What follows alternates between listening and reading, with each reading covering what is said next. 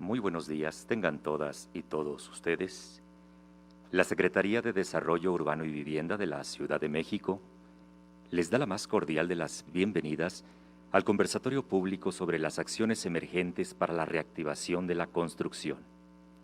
Es por eso que en esta mañana nos honra y distingue con su presencia, en representación de la doctora Claudia Sheinbaum Pardo, jefa de Gobierno de la Ciudad de México, la secretaria de Administración y Finanzas de la Ciudad de México, maestra Lucelena González Escobar.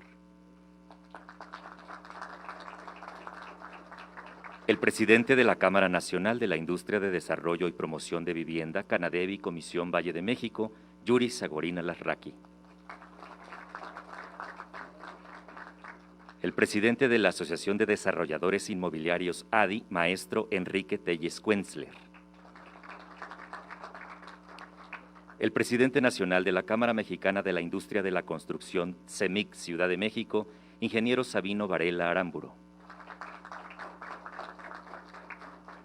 El director del Instituto de Planeación Democrática y Prospectiva, maestro Pablo Benlliure Bilbao. Preside este acto el secretario de Desarrollo Urbano y Vivienda de la Ciudad de México, maestro Carlos Alberto Ulloa Pérez. Del mismo modo, agradecemos contar con la gentil presencia en esta mañana del presidente del Colegio de Arquitectos de la Ciudad de México, arquitecto Honorato Carrasco Mar. De la presidenta del Colegio de Urbanistas de México, urbanista Gabriela Quiroga García. Del presidente del Colegio de Ingenieros Civiles de México, AC, ingeniero Luis Rojas Nieto. Del presidente del Colegio de Notarios de la Ciudad de México, maestro Ponciano López Juárez. En representación del Instituto del Fondo Nacional para la Vivienda Infonavit, saludamos con mucho gusto a la subdirectora general de Gestión de Cartera, Alicia Barrientos Pantoja. Por la Torre Reforma nos acompaña el licenciado Félix Romano. Del mismo modo, saludamos con mucho gusto a todos los que amablemente nos acompañan en esta mañana, a los representantes de medios de comunicación y a todas las personas que nos siguen a través de las redes sociales. Sean todas y todos bienvenidos. A continuación, presenciaremos la siguiente videoproyección.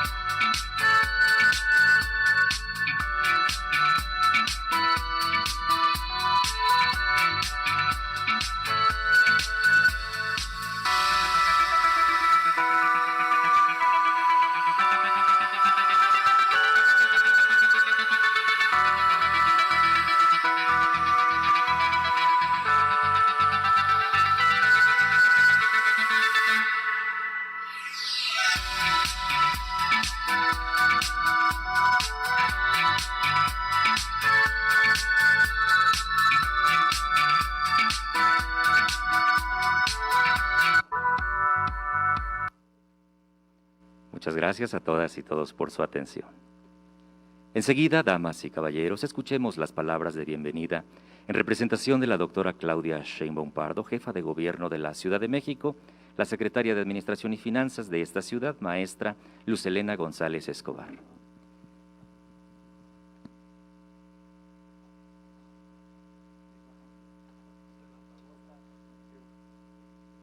Bueno. Muy buenos días a todas y todos. Primero que nada, agradecerle su presencia, agradecer la disposición para dialogar con nosotros. Hace unos días, la doctora Claudia Sheinbaum anunció este plan de reactivación económica que se concentra en 10 puntos, pero que tiene como eje y como sustento el que la ciudad está en otras circunstancias en estos momentos. Si bien seguimos con un problema difícil de salud, estamos todavía en medio lidiando una difícil batalla en términos de la pandemia y no quitamos el control en términos de el cuidado de la vida y el cuidado de las personas. Con el enorme esfuerzo que se ha hecho de vacunación, como lo dijimos en esa ocasión, consideramos que es posible reactivar la actividad económica sin arriesgar a la población. El día del anuncio dijimos que iniciaríamos en breve la vacunación de todos los adultos mayores de 18 años y así fue. Vamos muy bien. La semana pasada rebasamos el 83% de las personas adultas vacunadas con una dosis. Ya ya todos los adultos mayores de 50 años tienen su esquema completo. Y estamos seguros que en muy poco tiempo vamos a poderle dar la vuelta a la curva en términos de control de la pandemia. Y en base a lo que ella prometió en octubre, todos los adultos habrán tenido acceso a su esquema completo. Esto nos pone como ciudad en otras circunstancias. Pero no solo eso, ustedes lo saben, lo han estado trabajando con nosotros, todos los sectores involucrados en este plan, todos han hecho su trabajo, se han reinventado en términos económicos, han adoptado protocolos que permiten seguir cuidando a la población, pero también empezar a cuidar nuestra economía. El día de hoy nosotros como gobierno estamos cumpliendo con nuestra parte, nosotros nos comprometimos a una serie de acuerdos y una serie de facilidades que ya fueron publicados esta semana y que el secretario explicará a detalle, pero estamos como gobierno haciendo lo que nos comprometimos con ustedes, instalar una nueva forma de trabajo de manera directa, donde tanto el secretario como su servidora, como el resto de mis compañeros de gabinete, vamos a dar seguimiento puntual a cada proyecto de manera personal para poder garantizar la transparencia de este proceso y poder garantizar la reactivación en la ciudad. Nosotros no creemos que esto sea un plan de 10 acciones, si bien se resumen en 10 acciones y atacan de manera central con un eje articulado los diferentes sectores que pueden volver a colocarnos como ciudad en términos del empleo, en los niveles que estábamos antes de la pandemia, no es solo un programa con acciones específicas, sino es una forma de trabajo en la cual los funcionarios, los secretarios, estamos de manera coordinada, de manera institucional, pero con todo el acompañamiento que requiere este proceso, garantizando lo que nos toca, transparencia, que las cosas se hagan en tiempo y forma, eficacia y que podamos, lo más importante, recuperar el empleo que perdió la ciudad y que estamos seguros que con estas acciones lo podremos hacer. Entonces, nada más reiterarles el agradecimiento de la jefa de gobierno, decirles que estamos convencidos que es posible reactivar sin arriesgar y que vamos en la ruta correcta con ustedes de la mano y acompañándonos para lograr los niveles que teníamos antes de la pandemia. Muchísimas gracias. Estimamos las palabras de bienvenida de la maestra Luz Helena González Escobar. A continuación, cedemos el uso de la voz al maestro Carlos Alberto Ulloa Pérez, secretario de Desarrollo Urbano y Vivienda de la Ciudad de México. Buenos días a todas y todos por acudir a esta invitación del día de hoy y como bien lo dijo la secretaria de Finanzas, es un seguimiento a los acuerdos presentados por la jefa de gobierno en los 10 ejes importantes para la reactivación económica, y en este caso, que tiene que ver con la Secretaría de Desarrollo Urbano y Vivienda, es el punto 4. Entonces, iniciamos con esta lámina, que es la presentación para la reactivación económica, y como bien se dijo, el sector de la construcción es un ramo importante para reactivar el trabajo en la Ciudad de México, representa alrededor del 70% de la reactivación directa de empleo. Entonces, por eso es el enfoque que tenemos de poder ser facilitadores en todo el ramo administrativo y burocrático del gobierno para que esto detone lo más pronto posible. Empezaremos con las primeras trámites que se dieron para facilitar el ramo de la construcción, y lo que se acordó es que teníamos un listado que trabajamos con las diferentes cámaras para poder cuáles eran los trámites más importantes y que más tiempo llevaban tramitarlos, y cuáles podríamos, dentro del marco legal, poder ser facilitadores. De estos 22 trámites que tienen que ver con la construcción y que se hacen en la Secretaría de SEDUBI, 11 de ellos que no tienen un costo al erario, un pago de derechos, se quedan su prórroga de manera permanente. 2 de ellos, que es la licencia, el uso de suelo y el uso de suelo digital, se queda de manera permanente y se prorroga con el pago del derecho anual.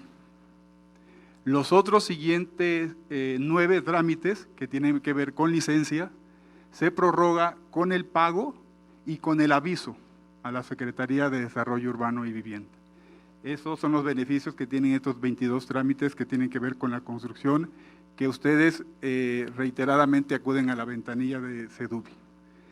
Y el otro punto es el acuerdo de facilidades de reforma que hemos anunciado hace alrededor de año y medio, y en el mes de mayo se hizo la última publicación para que este beneficio se pudiera ampliar. ¿Y cuál es el beneficio? Es de que el desarrollo no únicamente es sobre la avenida más importante de la Ciudad de México, sino que también es de 1 kilómetro a la redonda, y se instala un fideicomiso privado para las medidas de integración urbana.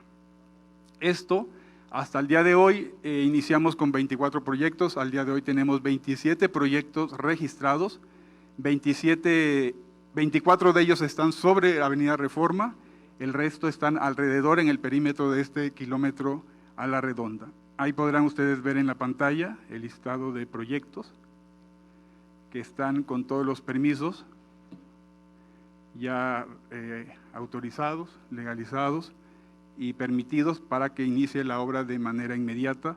De estos, ahorita en este momento hay 7 proyectos, de estos ya con un avance importante de obra. Hay unos ya en cimentación, hay unos que ya van a nivel de banqueta, hay unos que están en construcción de 3, 4, 5 niveles. Entonces, esta parte es lo que queríamos ejemplificar, de que sí se puede hacer un acuerdo por sectores, de que podemos hacer esta parte. Obviamente, el valor que tiene la Avenida Reforma y las facilidades que tiene para poderse construir, recordemos que es un corredor importante ya impactado de rascacielos, el efecto, digamos, vecinal es mínimo a comparación de otros lugares, entonces eso nos facilita poder enfocarnos más en este corredor de Reforma. En Reforma lo que tenemos considerado es que de estos 27 proyectos tengamos una inversión de 9,000 a 14,000 millones de pesos, y en obras de infraestructura urbana que tiene que ver con la movilidad, que tiene que ver con el espacio público para mejorar el entorno, tenemos de 400 a 750 millones de pesos calculados. Y estos 27 proyectos nos da un resultado de inversión para reactivar el empleo de 18,000 empleos directos y 11,800 empleos indirectos. Recordemos que un desarrollo de esta magnitud no únicamente es el empleo directo, sino lo que detona para el empleo y para la generación de empleos indirectos. Lo mismo se acordó en el caso de Tacubaya, que lo podemos ver aquí. Recuerden que ahí hay un SAC instalado ya de años anteriores. Lo que hicimos fue facilitarles a esta parte, ejemplificar los mismos beneficios de reforma.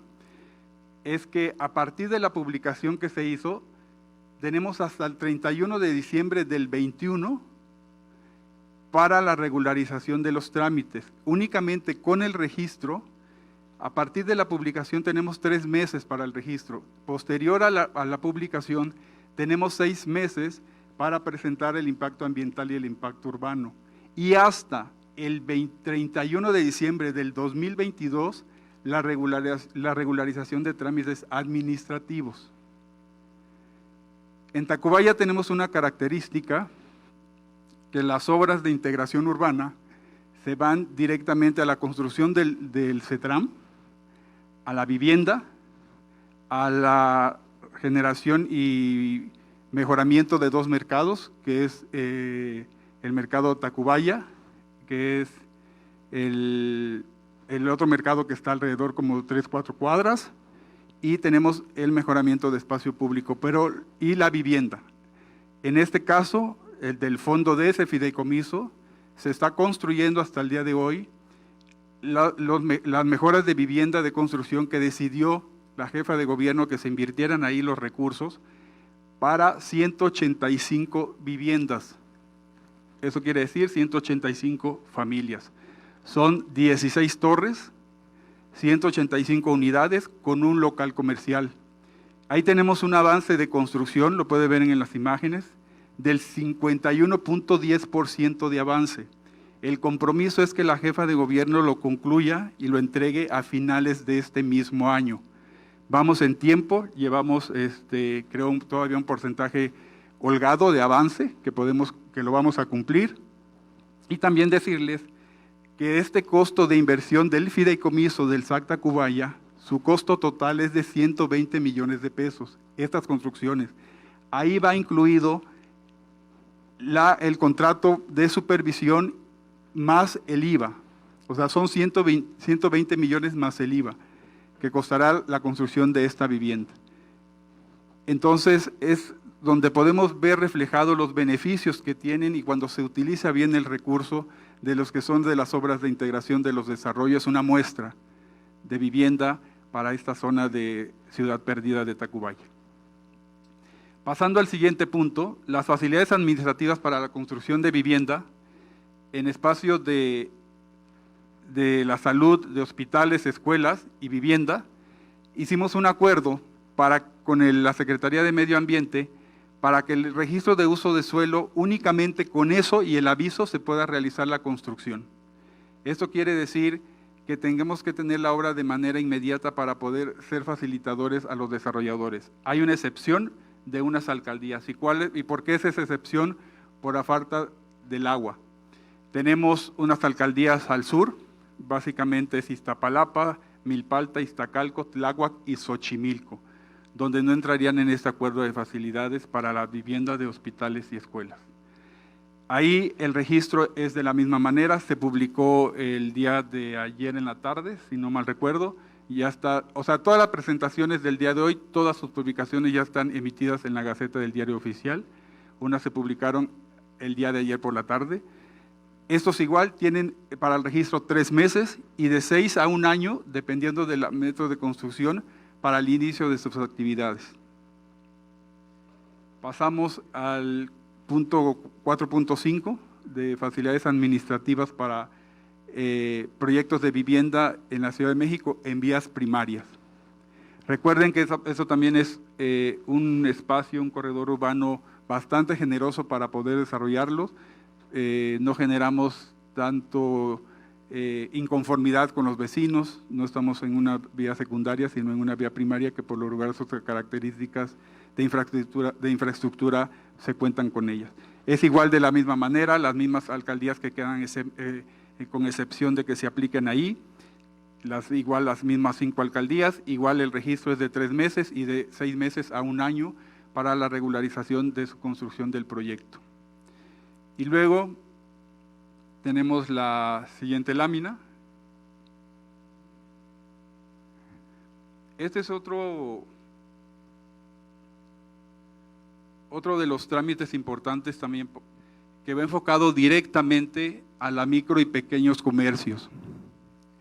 Eso lo consideró la jefa de gobierno que tendríamos que realizarlo, y lo cual va muy de acorde para poder también reactivar y a poder apoyar a este sector económico.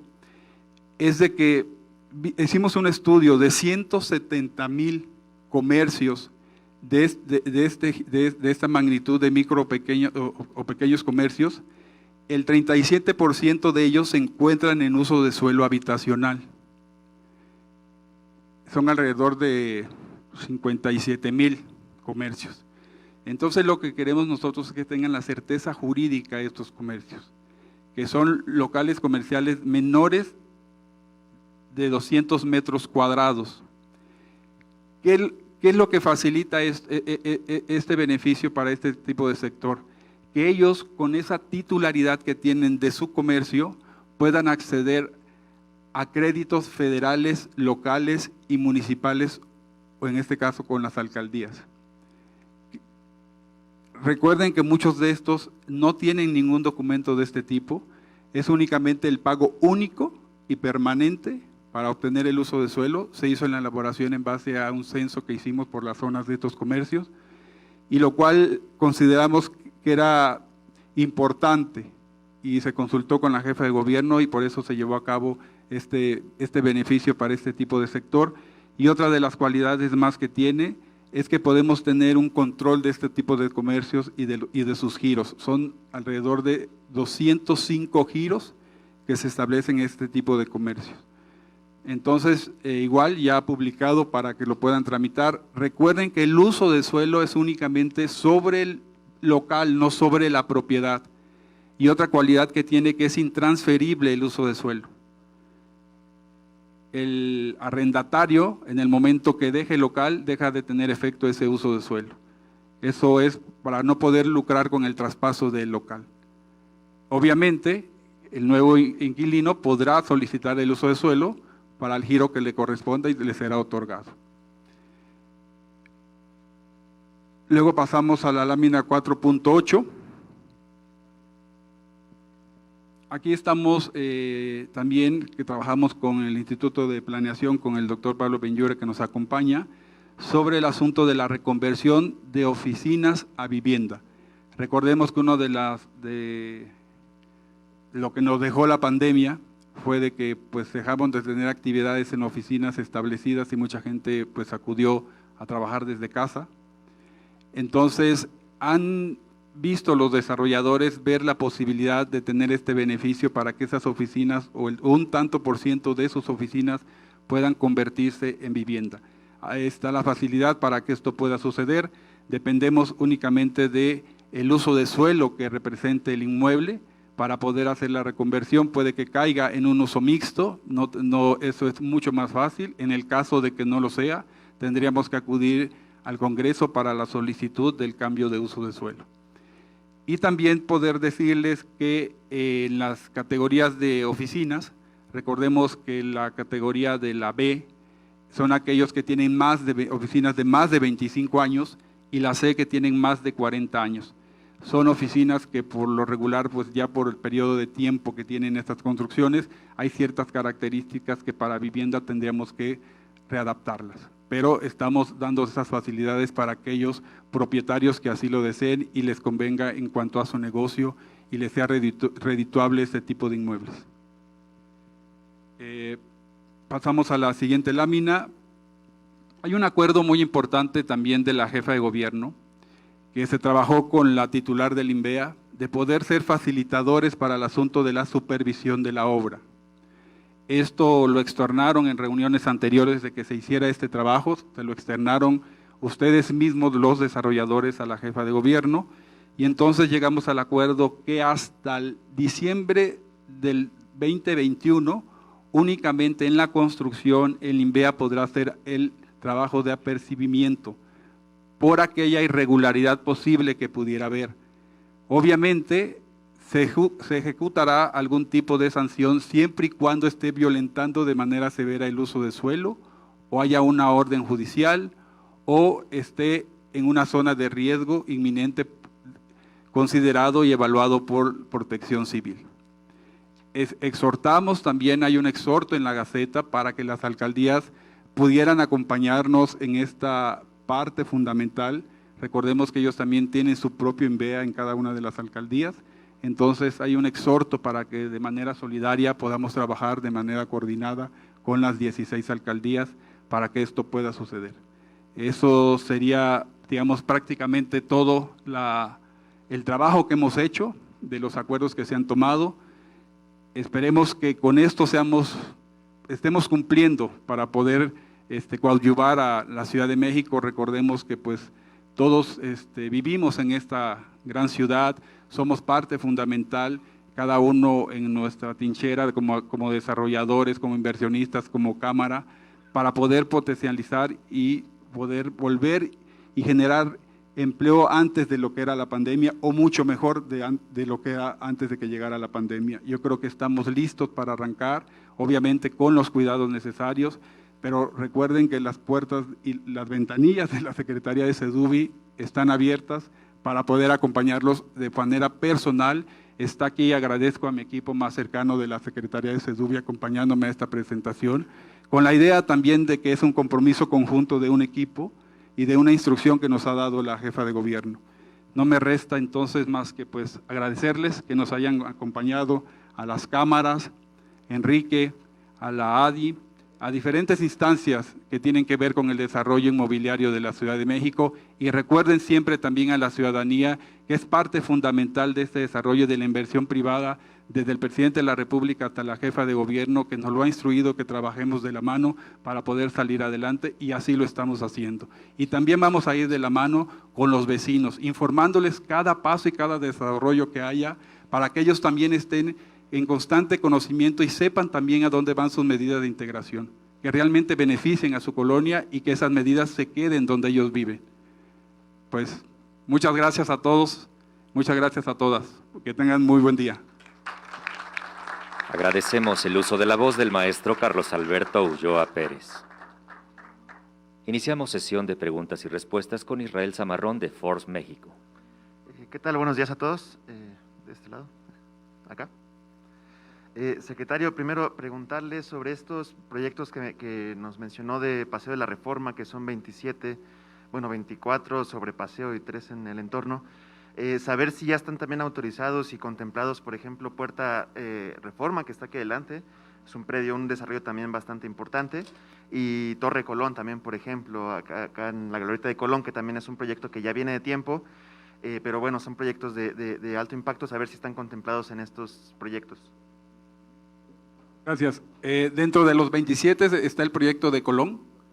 Dentro de esos 27 no está el proyecto de Puerta Reforma. Nos lo han comentado hace un año, nos hicieron una presentación, pero no tiene hasta el momento ningún registro y ninguna solicitud. Perfecto. También de estos entre 400 y 750 millones de pesos que se podrían captar como medidas de integración urbana de estos desarrollos, saber si de este fideicomiso privado parte se podría invertir en Reforma Norte, de Hidalgo hacia adelante. Hace unas semanas la Secretaría de Obras publicó una licitación para empezar a rehabilitar Reforma de Hidalgo a Violeta, que es un pequeño tramo, pero saber si esto ya se puede empatar también con una rehabilitación o rescate de Reforma Norte, también un poco para incentivar la inversión de ese lado, incluso empatarlo con el corredor de vivienda incluyente. Sí, es correcto, todos los beneficios para este corredor de reforma es desde que estás aquí en circuito interior hacia el norte. La idea es de que toda esta parte, lo que tenemos muy marcado es que hasta Hidalgo tenemos, digamos, un reforma totalmente diferente al norte. Lo que queremos es que se continúe con el mejoramiento de imagen que se tiene en esta parte, para que todo el corredor de reforma tenga esos beneficios. Y sí, las medidas de integración corresponden a toda reforma dentro del perímetro del kilómetro a la redonda. Es decir, si contemplan de Hidalgo hacia adelante, sí, hacia el norte, estas medidas de integración. Sí. Perfecto. Y de la reconversión de oficinas B y C, saber si ya tienen proyectos registrados o propietarios de oficinas que se hayan acercado con SEDUBI para iniciar todo el procedimiento de reconversión.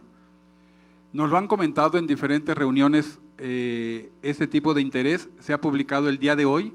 Esperemos que a partir de la publicación tengamos acercamiento con alguno de ellos con el interés para darles el acompañamiento. Muy bien, y por último, preguntarle también de este uso de suelo para los micro y pequeños negocios, de a cuánto ascendería el pago que tendrían que hacer y cuánto esperan también captar a partir de esta, digamos, regularización que se haría en el uso de suelo de estos pequeños negocios. El uso de suelo lo marca de 1,657 pesos, publicado en la Gaceta, pero esto va a ser, para este tipo de giros, va a ser único pago permanente. O sea, no va a ser anualizado, va a ser con un único pago. Y cuando se traspase el local o algo así, se tendrá que hacer un siguiente trámite, un Se siguiente pierde pago y el uso demás. de suelo y el nuevo inquilino propietario tramita su uso de suelo con el giro que le corresponde o solicite. Perfecto. Y por último, del programa de vivienda incluyente que se presentó en noviembre del 19, si nos pudiera actualizar cómo va, cuántos proyectos se han registrado, cuántos ya están en obra también, porque también se empata con los corredores o algunos de los corredores importantes en la ciudad. Sí, son alrededor de 92, pero Pablo nos precisa bien. Adelante, doctor. Gracias. Bueno, ahí me escuchan. Los proyectos de vivienda incluyente, una parte 5 están inscritos en el PREVIT y 10 no están inscritos en el PREVIT, que es el programa de regeneración urbana. Ya tenemos el proyecto precisamente en Reforma 159, inició la semana pasada ya, y estamos a punto de iniciar otros 2 proyectos más en los corredores. Perfecto. Gracias. Siguiente pregunta, Eduardo Hernández del Universal. Hola, buenos días a todos. Me gustaría primero preguntarle a los presidentes de las cámaras de la construcción, ¿cuál es el monto de inversión que se contempla en cada cámara para estos proyectos? Mira, soy Enrique Telles del ADI. Lo que hemos nosotros inicialmente estimado son 24 proyectos que ya estamos trabajando de la mano con CEDUBI y los demás secretarios. Creo que esto es muy importante. La reactivación no se puede dar si no vamos de la mano el sector público y el sector privado, y esto es lo que la jefa de gobierno también nos ha dicho, y quisiera recalcarlo porque es importantísimo, y estimamos alrededor en el ADI de estos 24 millones, de estos 24 proyectos, que no necesariamente son los 27 proyectos de reforma, quiero puntualizarlo porque si hay algunos que están sobre reforma, pero no, en su mayoría no son los proyectos de reforma, estimamos cerca de 3,000 millones de dólares. Las otras cámaras, no sé si nos podrían… Claro que sí, con mucho gusto. Yuri Sagurín, de la Canadevi. Nosotros, al igual que la ADI, hicimos un listado de los proyectos que podemos iniciar de forma inmediata. Tenemos 21 proyectos para iniciar en menos de 3 meses. Estamos hablando de cerca de 4,900 viviendas que importan alrededor de 1,000 millones de dólares. Ahora, nos dimos a la tarea, esto en días recientes, de hablar con cada uno de nuestros socios y entender sus planes de aquí a 12 meses. Y de aquí a 12 meses les comento que me sorprendió gratamente que podemos llegar a tener cerca de 6,000 millones de dólares. Y esto se traduce en, no quiere decir que estarán terminadas, pero podrán estar iniciadas. Podemos tener en tuberías cerca de 40,000 viviendas. Sería algo que no hemos visto en mucho tiempo. Gracias. Bueno, en la Cámara de la Construcción tenemos registrados y en proceso de registro en el programa de vivienda incluyente para trabajadores, 12 proyectos, y estamos, como yo lo dije, en proceso de registro de algunos más. Tenemos una campaña de difusión dentro de nuestra Cámara para nuestros afiliados para poder incrementar este número. Ahorita estamos alrededor de un estimado de inversión de 6,000 millones de pesos en este tipo de vivienda. Perfecto. Preguntarle a Enrique Telles, estos 24 proyectos que no están los que no están sobre reforma, ¿en dónde están? Mira, los tenemos en diferentes alcaldías, en la Cuauhtémoc, en Miguel Hidalgo, en Benito Juárez, en Álvaro Obregón y en algunas de las otras alcaldías. No tocamos las alcaldías, aunque nos gustaría, no estamos tocando las alcaldías que ahorita requieren de una inversión en infraestructura, y nos estamos enfocando, incluyen giros como hospitales, educación, usos mixtos, oficinas, hoteles y vivienda. Perfecto. También me gustaría preguntarle sobre el cambio de uso de suelo en comercios de pequeña y mediana empresa. ¿Qué zonas son las que se necesitaría o se buscaría que cambiaran el uso de suelo? Estudio de los 170,000 comercios de pequeños giros, son alrededor de 170,000 en toda la ciudad. ¿Hay algunas zonas que estén más, que se requiera más este cambio? No, está generalizado en toda la parte, en toda la Ciudad de México. Es un censo que se ha levantado y de esos, como les decía en la presentación, de esos el 37% se encuentran en uso de suelo habitacional. Que yo creo que ese porcentaje va a ser el que más va a buscar su uso de suelo, ¿no? Para que tengas ya el uso de suelo de tu negocio. En el tema de la reconversión de oficinas de vivienda, ¿también hay intereses en algunas zonas?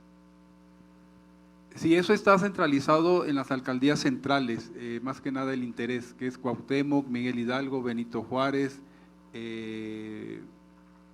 Álvaro Obregón, y ¿cuál otra habíamos comentado? La de, bueno, Miguel Hidalgo. Básicamente son esas cuatro. Perfecto. Y ya por último, preguntarle sobre esta suspensión de clausuras por parte del INVEA. ¿No será peligroso a que se llegue a violar la ley y cómo asegurar que no pase esto? Sí, por eso lo que decíamos que hay 3 motivos por el cual sí se puede ejecutar la clausura, que es una violación al uso de suelo, algún riesgo inminente que haya por parte de Protección Civil o alguna orden judicial que haya sobre ese inmueble. Pero siempre vamos a estar de la mano y acompañando también el interés y dando la información a los vecinos, que también es un compromiso que asumieron los desarrolladores, de socializar su proyecto con los vecinos. Perfecto, muchas gracias. Continuamos con Cecilia Nava del Sol de México. Hola, buenos días a todas y todos. A mí me queda duda sobre esta construcción de hospitales y escuelas. ¿Ya tienen proyectos en mano y cuántos? Sí, se han registrado alrededor, son muy pocos, pero esperemos que de la publicación del acuerdo ya el día de hoy se acerquen más estos intereses de proyectos de este tipo de hospitales y escuelas. ¿Cuántos son pocos? Tenemos muy claro una solicitud de hospital en la alcaldía Miguel Hidalgo, básicamente, y también en la alcaldía Miguel Hidalgo sobre 2 escuelas. Ok, también me queda duda respecto a esta construcción de viviendas incluyentes. ¿Cuál es el presupuesto que se aplicará ahí y empleos, cuántos se generarán? El presupuesto, no sé si pudieran pasar la lámina, por favor, porque no traigo el… Bueno, son 15 proyectos, estamos hablando del el presupuesto, es la inversión, porque es inversión privada. Sí. Estamos hablando de alrededor de 2,000 viviendas y estamos hablando de una inversión estimada en los 15 proyectos de cerca de 900 millones de pesos, 800 millones de pesos más o menos.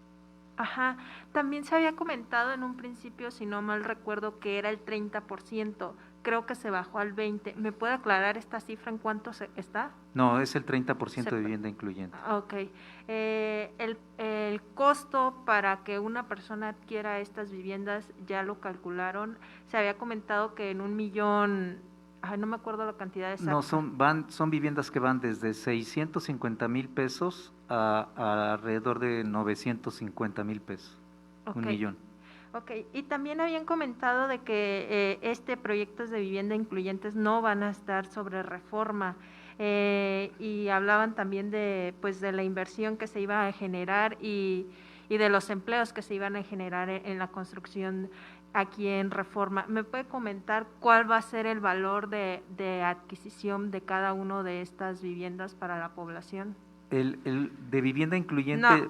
No. De ya de los proyectos de Reforma. No, en vivienda incluyente hay un proyecto en Reforma Norte, 159, pero el resto de los de proyectos de vivienda sobre Reforma. 20. Bueno, la información depende del mercado y depende, digamos, también de los metros de unidades. Ya es el valor a mercado que lo saca el privado. Y lo otro que es importante mencionar, de los 27 proyectos que están en el corredor Reforma, no todos van a ser vivienda. Tenemos proyectos de usos mixtos, como es el caso de Colón, hay proyectos hoteleros, hay proyectos de oficinas y hay proyectos de vivienda. Entonces, en el corredor lo que estás viendo es que se va a volver un corredor de usos mixtos que incluye vivienda, oficinas, comercio, hoteles, principalmente. Ok. También en estos proyectos en la zona de Tacubaya hablaban de que iba a haber una unidad económica por cada edificio. ¿Estos a quiénes les quedarán? ¿Cómo los otorgarán? ¿Cómo se venderá?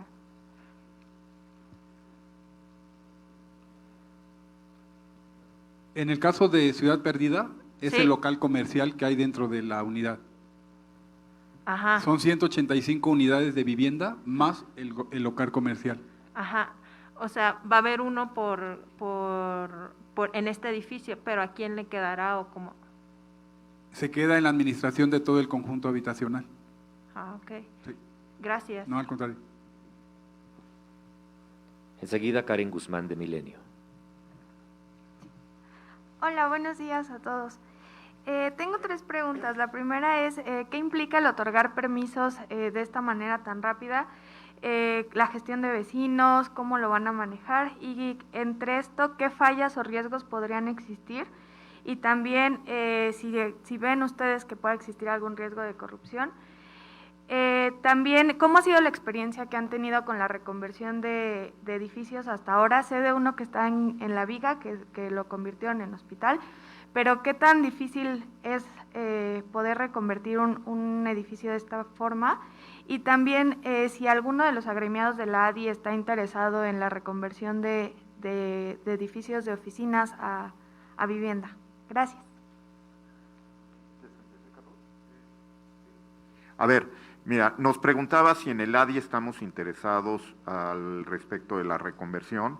De hecho, desde antes de que se publicara la norma, trabajamos con el instituto para desarrollar un modelo para ver si existía viabilidad económica y, todavía más importante de la viabilidad económica, asegurarnos que los servicios actuales de agua, drenaje, luz, a la reconversión, tuvieras la capacidad en la zona. Y haciendo un estudio muy a detalle, que trabajamos, como digo, de la mano del instituto, encontramos que en la mayoría de los casos de edificios B y C son de tecnologías viejas. Y al traer a tecnologías nuevas en términos de uso de electricidad y agua y reutilización de aguas negras, no impactamos de manera negativa los suministros de servicio, y eso es bien importante. Entonces, la respuesta corta a tu pregunta, y perdón que fue larga mi respuesta, es sí. Sí estamos interesados, estamos ya trabajando, y también hay asociados, también hay miembros de la comunidad de desarrolladores inmobiliarios que no son miembros del ADI, que ya han empezado o han señalizado su interés. Hay algunas de las fibras han empezado ya a hablar de reconversión a vivienda y hospitales de estos productos. Ahora Georgina Olson de Grupo Imagen. Buenos días. Preguntarle al titular de Canadevi, hablaba usted que podrían construir en próximos años 40,000 viviendas. Si nos puede platicar un poco más en qué zonas de la ciudad y qué características tendrían estas viviendas. Claro que sí. Pues estamos en todas las delegaciones definitivamente limitados, y siempre hemos trabajado de la mano más bien con las autoridades para trabajar en zonas que tienen recursos disponibles. Me refiero a infraestructura hídrica, principalmente el agua es nuestro principal preocupación, ¿no? Después de eso están las medidas de integración, vamos a llamarles de movilidad, inclusive CFE y demás. Pero primero, primero nos fijamos que no tengamos una restricción en el suministro de agua. Entonces estamos en todas las delegaciones, exceptuando las que están condicionadas. Okay. Muchas gracias.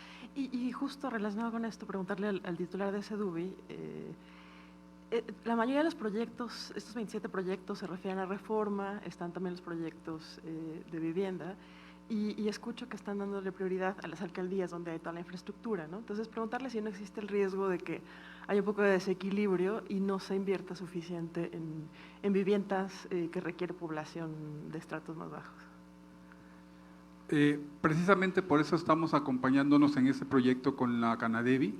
Recordemos que ellos también, su proyecto de vivienda, eso es ese sector de población donde es en margen, y con el asunto de también el acompañamiento de Pablo Benyure con la vivienda asequible, de que ese derecho y ese acceso a la vivienda no se pierde. Es uno de los ejes centrales de la jefa de gobierno, de no desplazar a los habitantes, sino que dentro de su zona puedan reactivar y mejorar su calidad de vida con una vivienda nueva.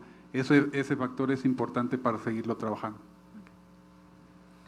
Sí, para complementar, el programa de reactivación económica con vivienda social, popular y de trabajadores, actualmente tiene ya 96 proyectos inscritos, no me acuerdo el número total de viviendas, con 12 proyectos iniciados ya con 1,500 viviendas.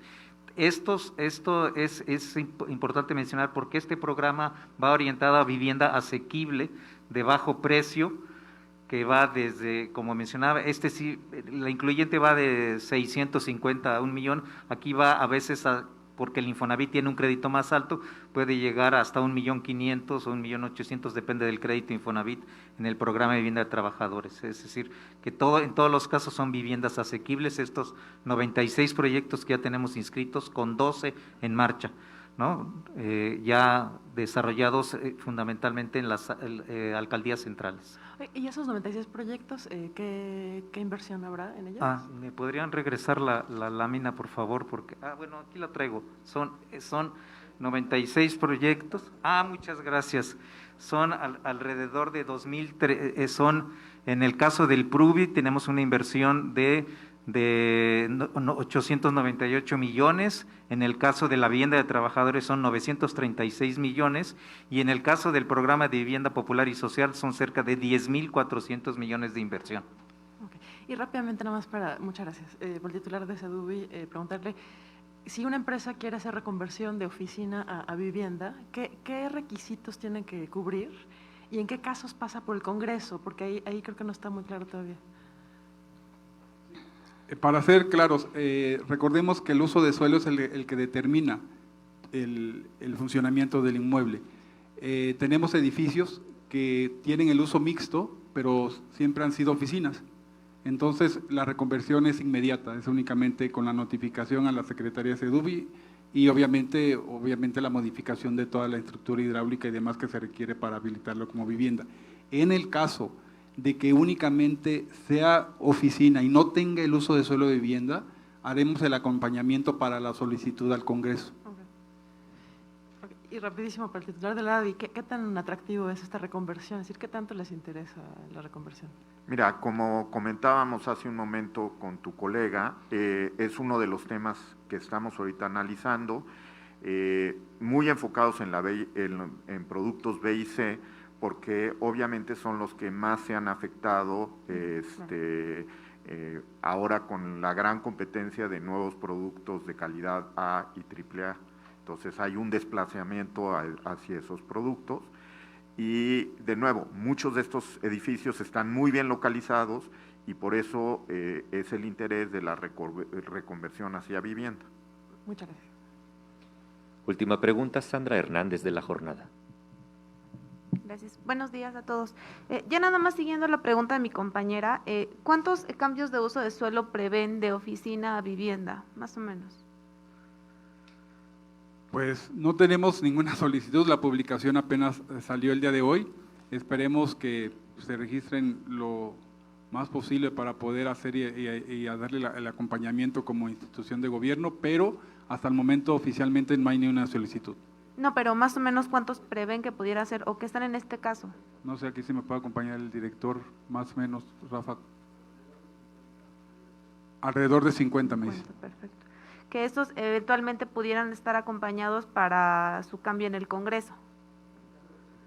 En el lado que se requiera, no necesariamente, como le decía hace rato, depende del uso del suelo que tenga. Perfecto. Y ya nada más, hemos recibido varias quejas de la gente, sobre todo para el registro de beneficiarios en el programa de vivienda incluyente. Ya salió el aviso en la Gaceta, la gente está pendiente de la página de internet y sin embargo todavía no se sabe hasta cuándo podría empezar el registro. ¿Cuál es la situación ahí? No sé cómo, señor Benyure. Perdón, ya está la página activa, ya se publicaron los lineamientos para el registro y efectivamente se pueden iniciar. Vamos a subir este proyecto de reforma 159 para que ya se puedan empezar a registrar los que estén interesados en este proyecto. Conforme se vayan iniciando las obras se podrán iniciar el registro por proyecto, es un registro por proyecto. O sea, entonces quiere decir que mientras se vaya subiendo la gente podrá así es, exactamente, registrarse para ese proyecto. Sí. Lo que pasa es que hay una cuestión en la Gaceta que dice que hasta agosto es el límite de registro.